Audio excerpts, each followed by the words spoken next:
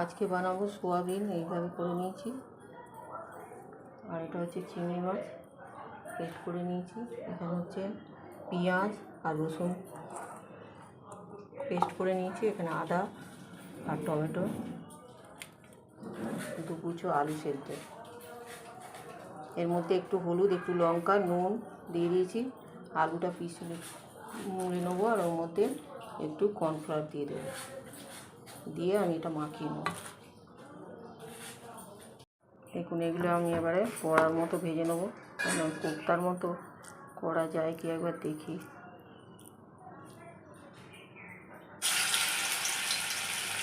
এইভাবে করে ভেজে কোপ্তাগুলো লাল লাল করে ভেজে নিয়েছি। 1 চামচ হলুদ, 1 চামচ লঙ্কা, সামান্য একটু চিনি নিয়েছি। নিয়ে এবার এই ভাজার তেলটাতে আমি ফোড়ন দিয়ে দেবো। জিরে, একটু গোটা এলাচ, লবঙ্গ 2টো, দারচিনি একটুখানি, আর দেবো তেজপাতা। তেজপাতা ছিঁড়ে দিলাম। এবার আমি পেঁয়াজ রসুন বাটাটা দিয়ে দেবো, দিয়ে এটাকে ভালো করে ভেজে নেব। এটা ভাজা হয়ে গেছে। এবার আমি একটু জলটা দেবো।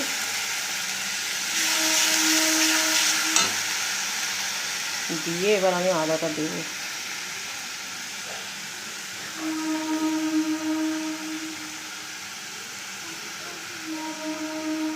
পরিমাণ মতো আদাটা দিয়ে দিলাম।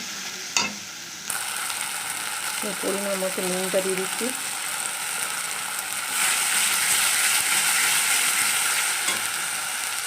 এরপরে লঙ্কা হলুদগুলো দিয়ে দিচ্ছি।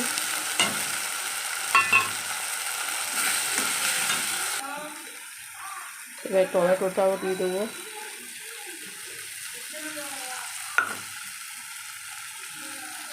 দেখুন, এবার আমার মশলাটা কষা হয়ে এসছে, তেল ছাড়ছে।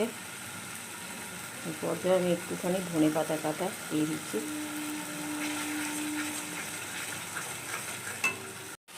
মশলাটা এবার কষা হয়ে গেছে, এটা আমি জল ঢেলে দেবো।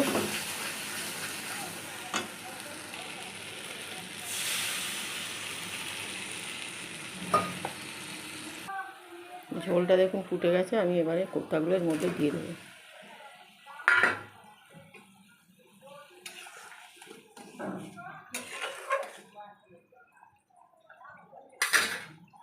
দেখুন, সোয়াবিন আর চিংড়ি মাছ দিয়ে কোপ্তা করেছি, কত সুন্দর হয়েছে। রঙটাও খুব সুন্দর হয়েছে। একটু জুস রেখেছি, এই জুসটা দিয়েও মেখে ভাতটা খাওয়া যাবে। এই জন্যে শুকনো শুকনো করলে মেখে ভাতটা সেরকম খাওয়া যাবে না।